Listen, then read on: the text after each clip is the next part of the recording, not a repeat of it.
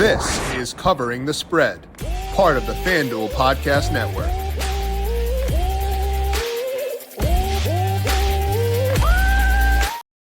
As we saw on Thursday Night Football, projecting backup running backs is not always as easy as it may seem. And that is a very important skill for this Week 4 NFL slate, because you got guys like Cam Scadaboo, Omarion Hampton moving into potentially larger roles for their respective teams. So our job today is to identify what we can do to try to properly project a backup moving into a bigger role, talk about some player props and some touchdown bets in a same game parlay that Aidan Cotter likes at FanDuel Sportsbook for Week 4.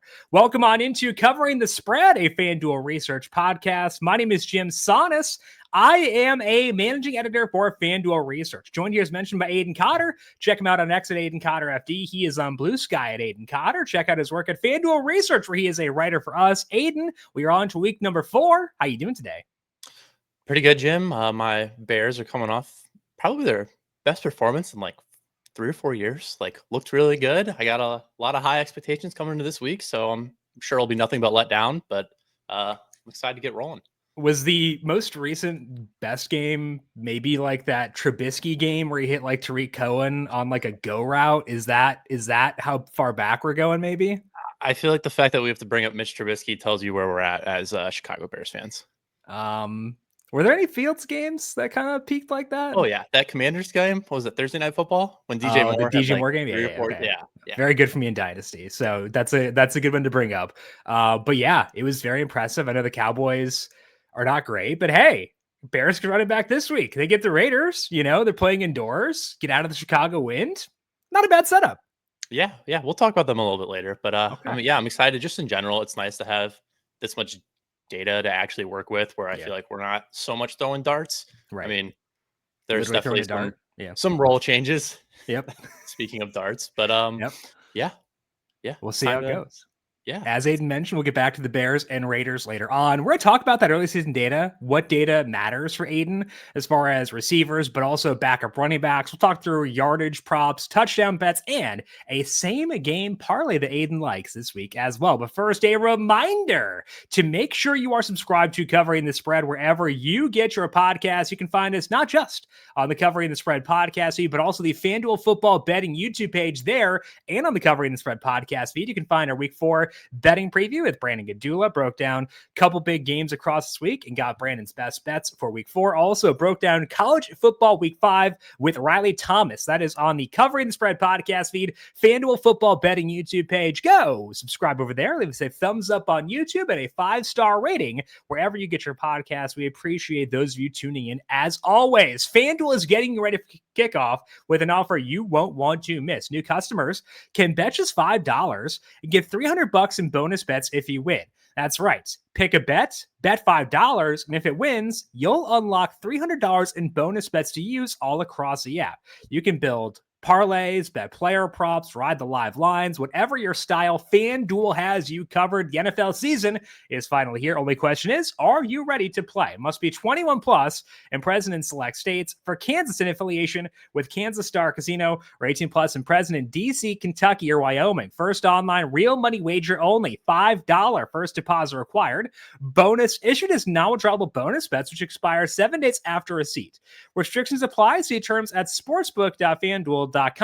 Gambling problem? Call 1-800-GAMBLER or visit FanDuel.com/RG. Call 1-888-789-7777 or visit ccpg.org/chat in Connecticut. Visit mdgamblinghelp.org in Maryland. Hope is here. Visit gamblinghelplinema.org or call 800-327-5050 for 24/7 support in Massachusetts, or call 1-877-8-HOPE-NY or text HOPE-NY in New York. Now, Aidan, let's begin with those running backs and talk about the process you go through in trying to project what a backup running back will do. We saw Trey Benson on Thursday, had a lot of the good stuff, but also some of the downsides. Not getting that last series in favor of Amari DiMercato. What is your process in trying to predict what kind of workload those guys are going to get in their new role?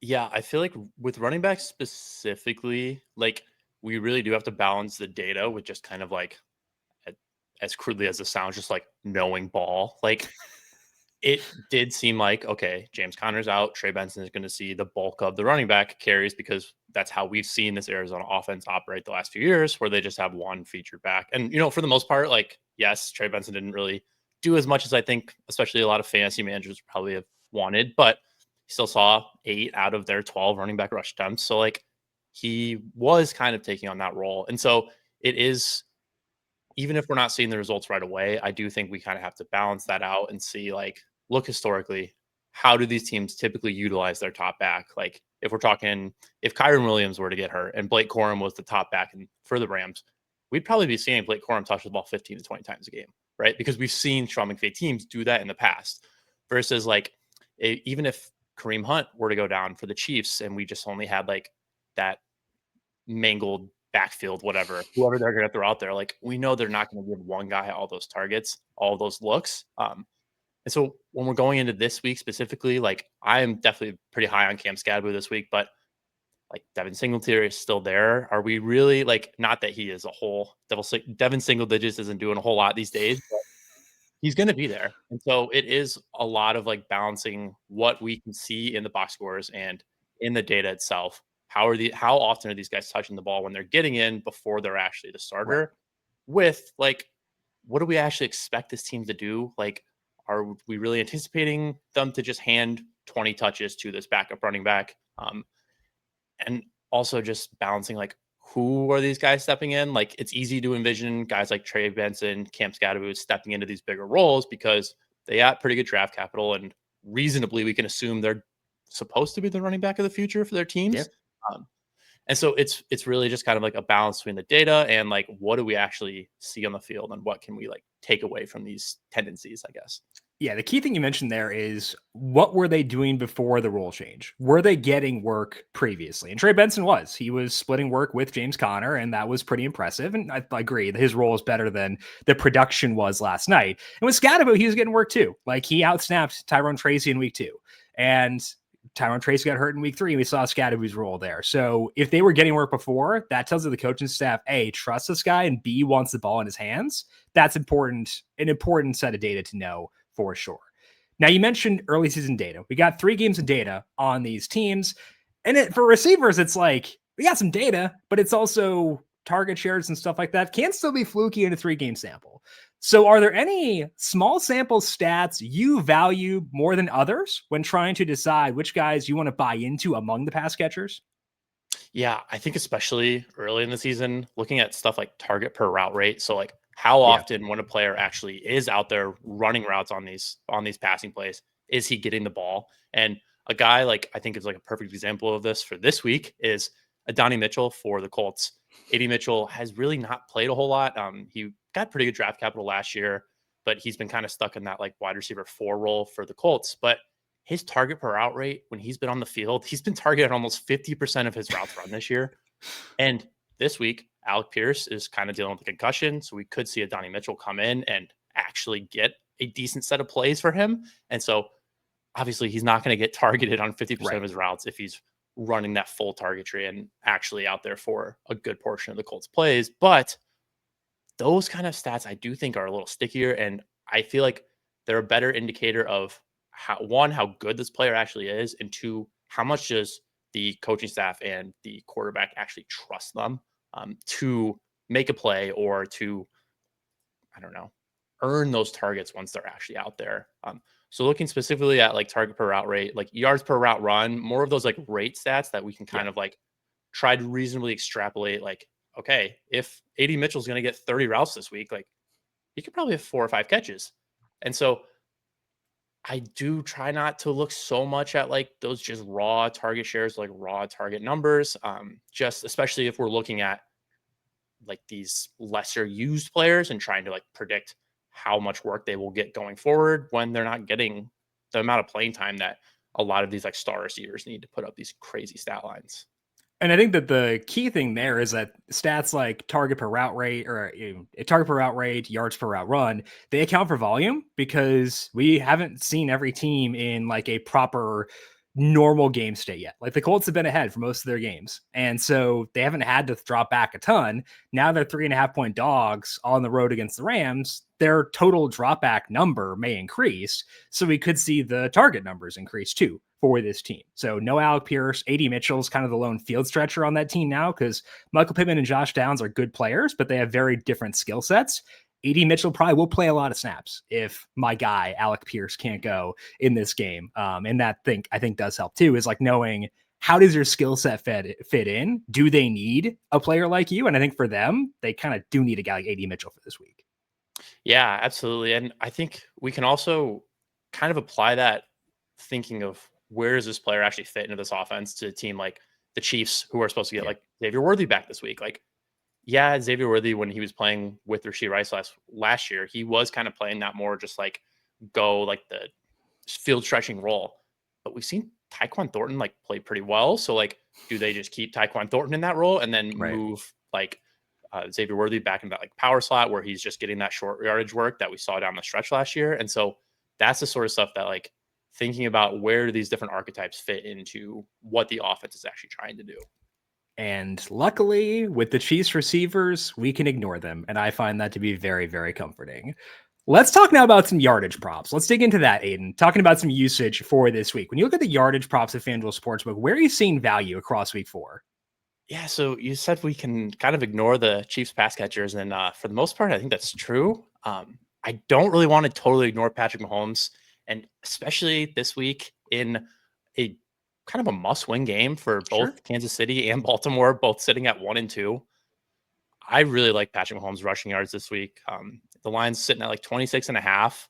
And we saw Patrick Mahomes in the first 2 games run wild. Like he was leading all quarterbacks in rushing yards through the first 2 weeks. Last week, didn't really do a whole lot on the ground, but they really controlled that game for the entirety of it. Thank you, Russell Wilson. But like in these games where Mahomes gets pushed, we do see him use his legs more often. And we know he's an effective scrambler when he chooses to do so. And I think those first 2 weeks are a really good indication of like, he knows there's not a whole lot out there in their skill position group, at least right now. I mean, getting Worthy back will help, but there's still not a whole lot there. And we've seen Mahomes in these closer games, even when he has the guys healthy, that he is going to run. So I did some digging, and since 2023, including the playoffs, Mahomes has played 26 games, 1-score games. So like game ended, either the Chiefs lost by 8 or less or won by 8 or less. In those games, he's averaged 5.5 rushing attempts and almost 30 rushing yards per game. And over that full sample, he's less than 5 rushing attempts and only at like 25 rushing yards per game. And I think that really does show that when things are tight and in these closer games, he is not afraid to use his legs. I think we see that this week against Baltimore. The Ravens defense did not look good against the Lions last week. And again, this is like one of those things where it's hard to kind of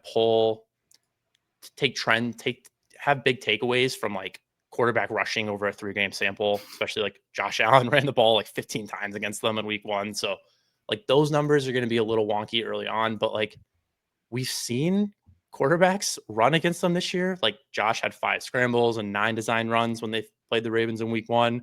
Jared Goff had 2 scrambles and 2 design runs against them. And even Joe Flacco had a scramble against them in week 2. Like Joe Flacco's like 65 years old and he scrambled against them once. And with this line sitting at 26.5, like this realistically, we really are only looking for like 4 or 5 rush attempts from Mahomes, especially if these are on scrambles. He's not getting those design looks. Most of this is just like him doing Mahomesian things.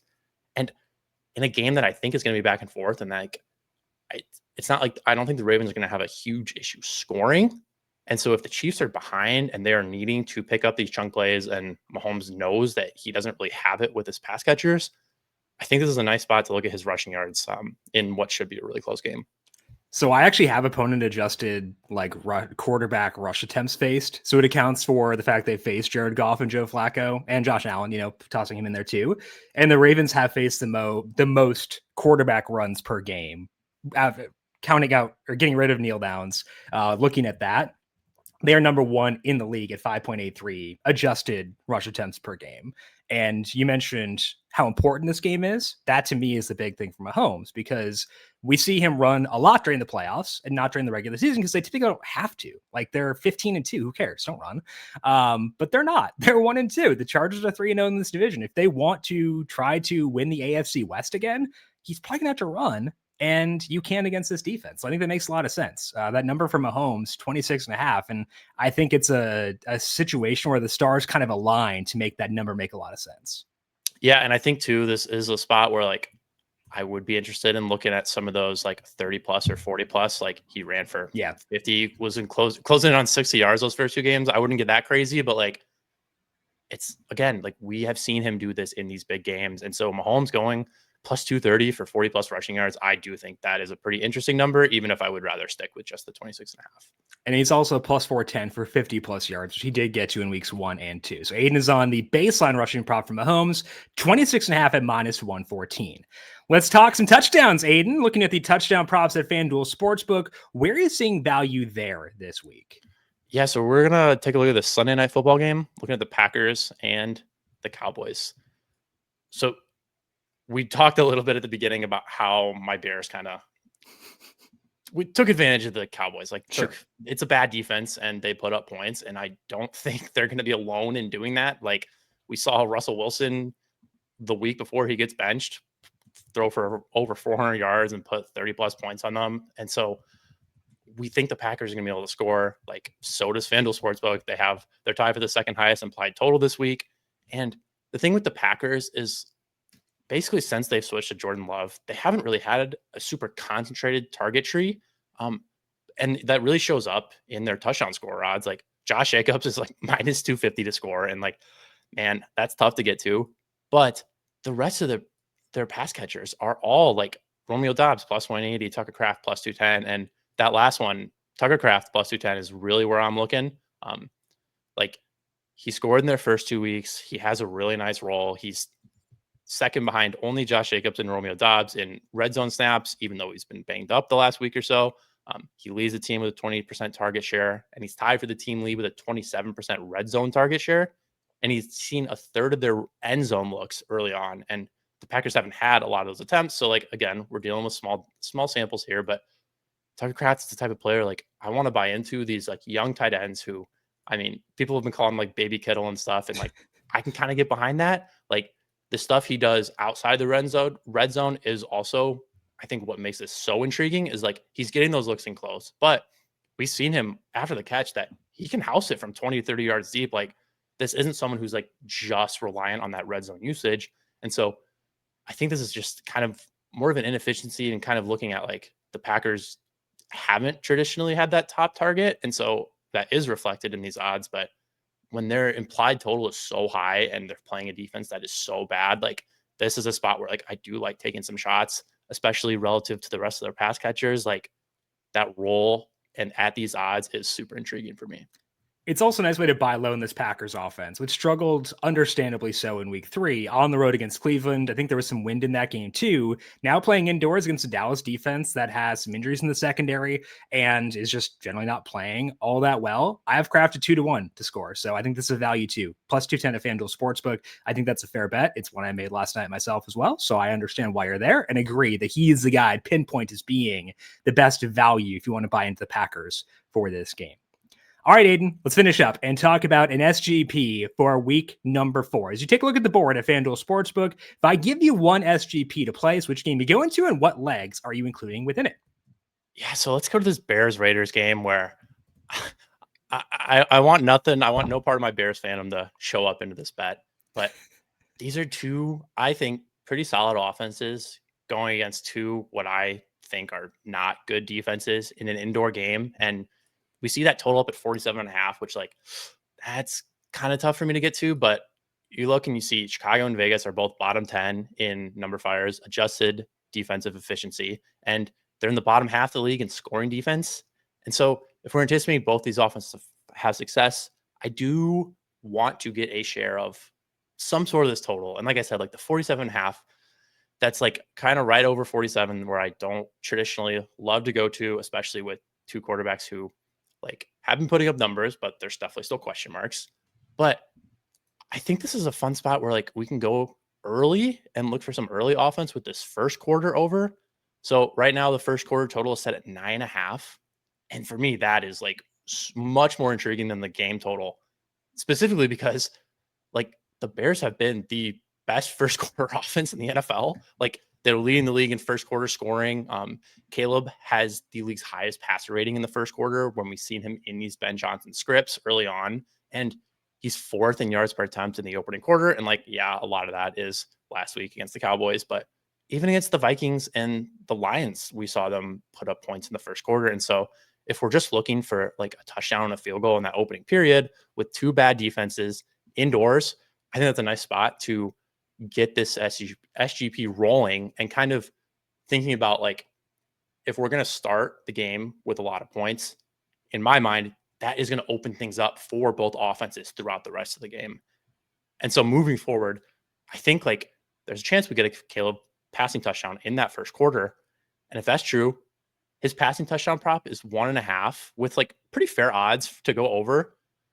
I think this is a nice spot for Caleb to have more success. I mean, he only threw for 1 passing touchdown in the first game, but since then he's thrown for 2 and 4.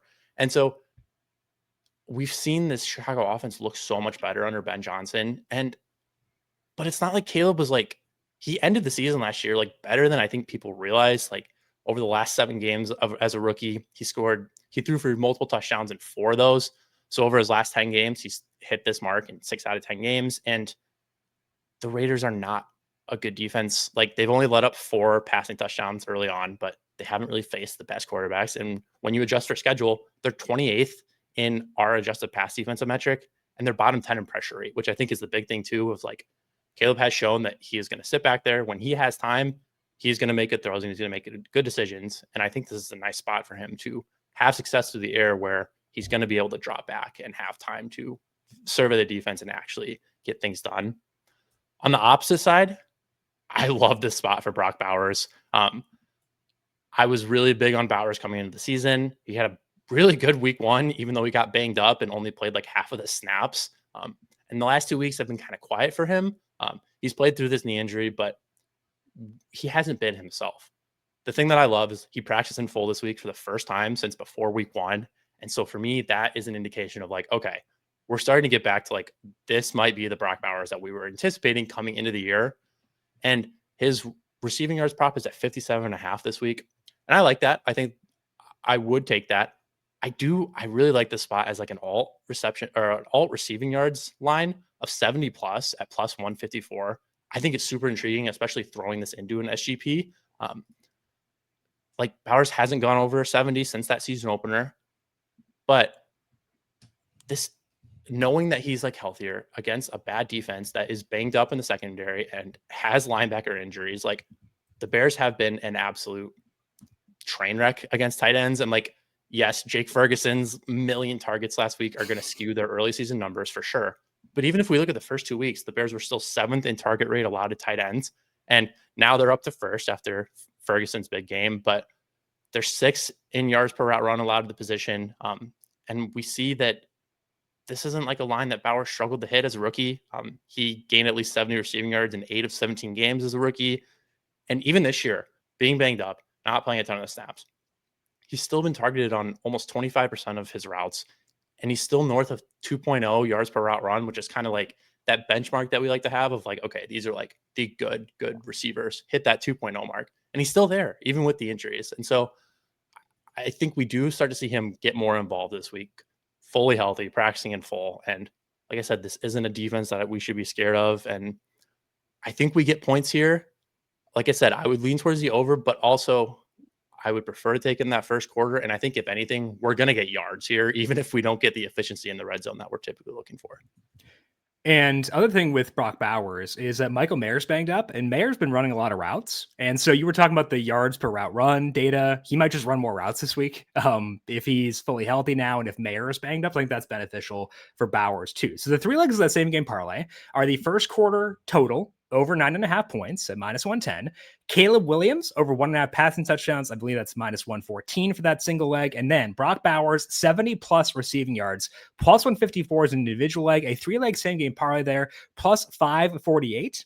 I don't mind it. I think that navigating around the full game total is fair, given that maybe this is like bias based on what happened last week, but I can see Geno Smith throwing end zone touchdown or end zone interceptions like the Cowboys did a couple of times to make me get an undeserved under in that game. I did not deserve to win that bet, but I did. Thank you, Joe Milton and Dak Prescott for that. And that kind of is playing in my head where it's like, okay, I want to avoid the Geno fourth quarter tilt. This allows me to do so. I think that this makes a lot of sense personally. Yeah. And like I said, like these indoor games where we're having two bad defenses are typically where I like to look for the SGPs. And so this Bears Raiders game kind of fits all those benchmarks that I'm looking for.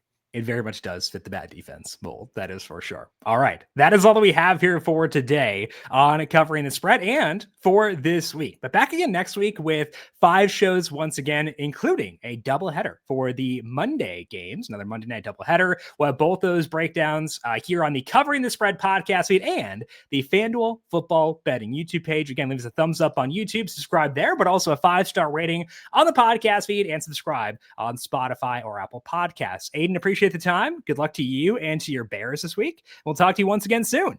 Yep. Thanks a lot, Jim. You can find Aidan on X at AidanCotterFD and on Blue Sky at Aidan Cotter. I am on X and Blue Sky at JimSannes and on Threads at Jim.Sannes. Check out FanDuel Research on X at FanDuel Research. Big thank you to our YouTube producer, Justin Lane, for his work on the video side of things. Thank you, Justin, as always. And thank you to everyone for tuning in. Good luck to you with all of your Week 4 NFL bets and Week 5 in college football. We'll talk to you once again Monday for that doubleheader. This has been Covering the Spread, a FanDuel Research podcast.